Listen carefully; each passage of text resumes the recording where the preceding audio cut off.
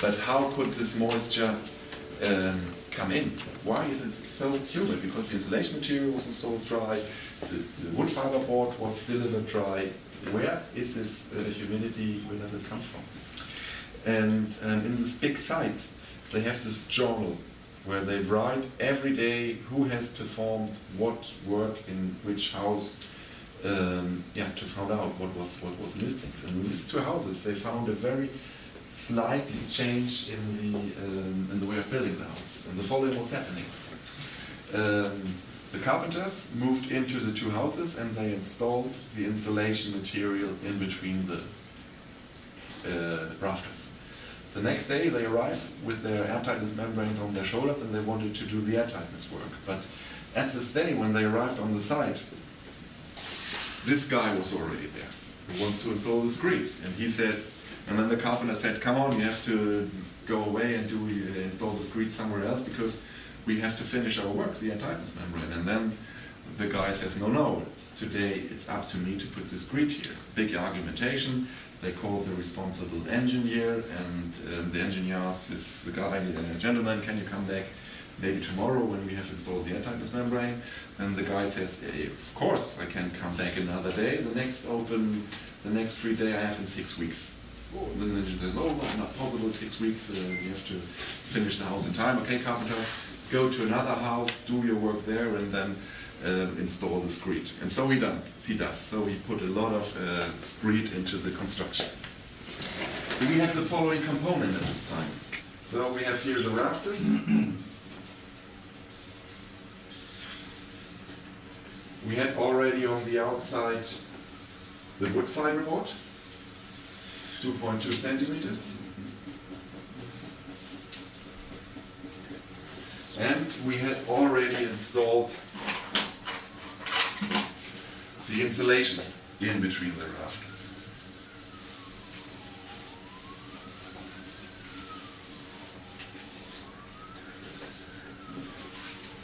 So, and now the guy with the screed brings a lot of moisture in. And when you install the screed, you're not allowed to ventilate too much in the first days because you have the risk of cracks. So they did not open the windows for 7-8 days, and we had at this time on the inside a relative air humidity of 95%. And this humidity could now easily penetrate in the insulation layer because it was mineral wool, was diffusion open. It meets here the wood fiber board with a slightly more diffusion inhibiting. So this mineral wool has a mu value of, the wood fiber has a mu value of 5, mineral wool had a mu value of 1, so it can easily dry in. Found here a light vapor barrier, which low temperature at night. It was September, October. And so we had a big condensation area at night time in this area. So much moisture was transported in that it's created here a big standing water film.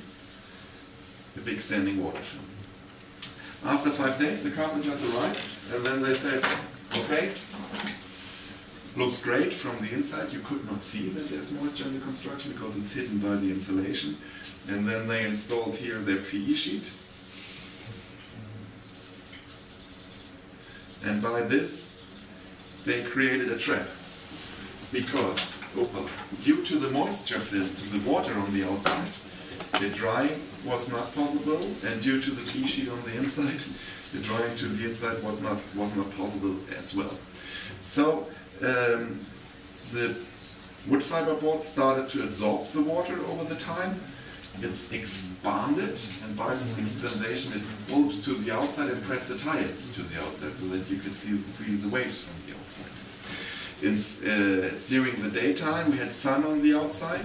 We have the back diffusion from the outside to the inside. It condensates here on the PE sheet and it runs down. It runs down the PE sheet and it arrives concentrated at the meeting point between the massive wall and the timber construction. And this is why we have these humid areas at the bottom, at the meeting point between the bottom and the massive wall and the timber construction. Yeah. Refurbishment was very expensive. You see these pictures. This is timber boards, which was bolt to the outside and press the tiles to the outside. So they had to remove the whole construction, rebuild it. It took a lot of time. It was, of course, clearly expensive. Similar damage, which is clearly, which we found very often in Germany, is the following one.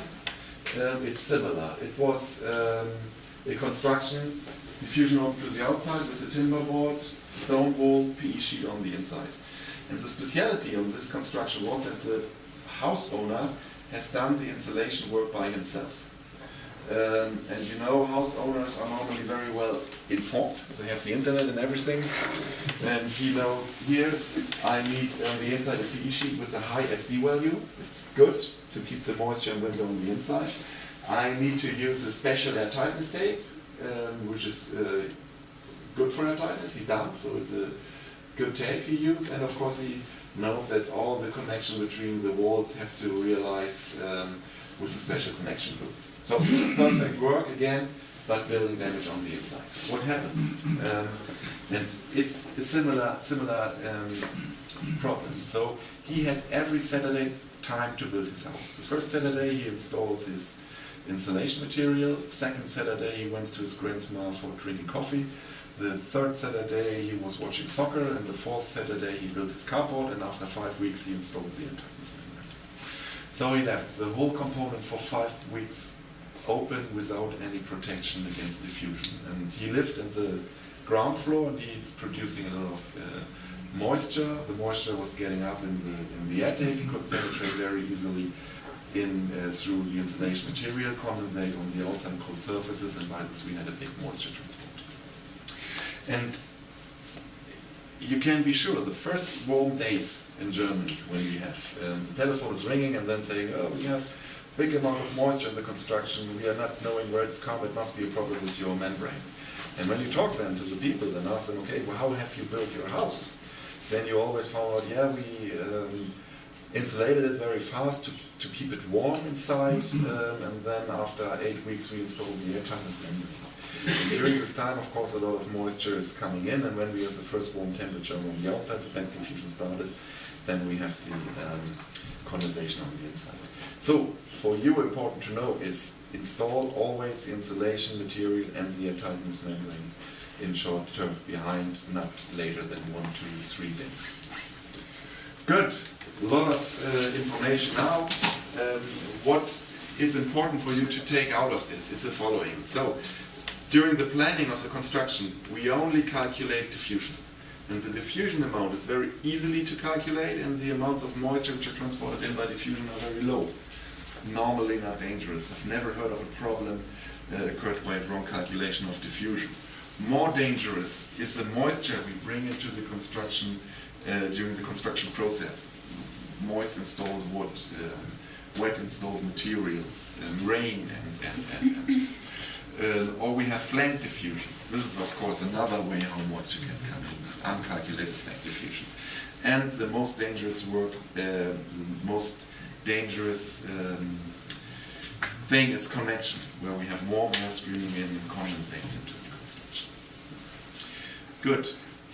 And all of this is dangerous ways we are not calculating. For us, it's important to realize that the complete protection against moisture entry is impossible. We cannot guarantee it, we cannot organize it. The only solution we have is to reduce the moisture entry as good as possible. It's impossible to achieve 100%, but do it as good as possible. And plan and build components with a high drying potential. So if we have moisture in, this means moisture can dry out. The best way to achieve it is to build breathable diffusion open on the outside with a Solitex membrane or with a wood fiber board.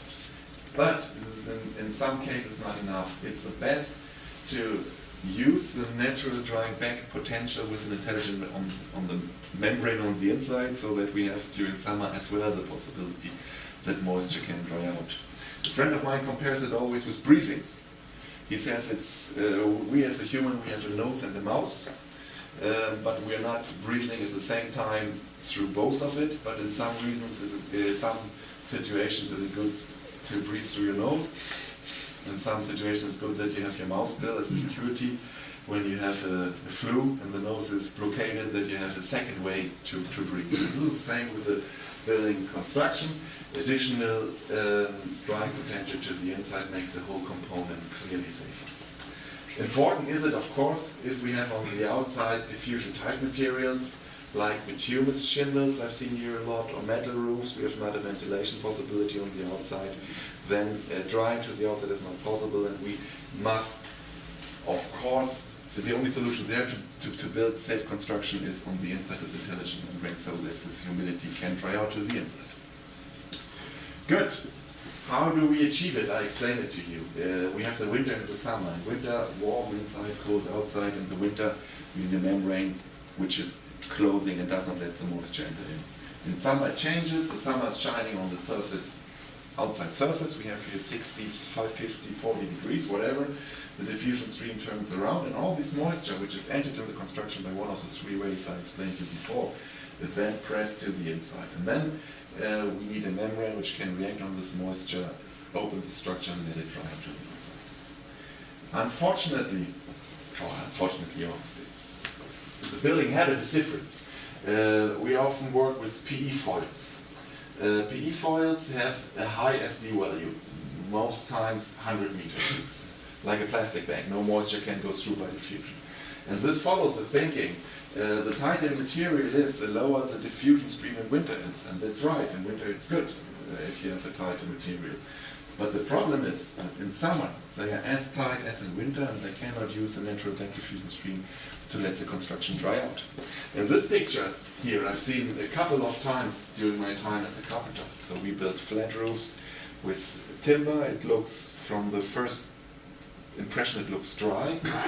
We put the timber, we put the bituminous membranes on the outside, we put the insulation material, the air tightness membrane, seal it completely airtight, but after the weekend when we came back we had water standing on the PE film. I guess every one of you who's working with insulation material has seen similar effect. We could even cut holes in it with a knife and the water was running out, and we were saying, where is the water coming from? Is the roof leaking or whatever? But doesn't matter, put gypsum boards above it. Nobody will see it. Yeah, but this is the effect. So timber, sun is shining on the timber is getting hot, we have the back diffusion, the water can easily go through the diffusion open.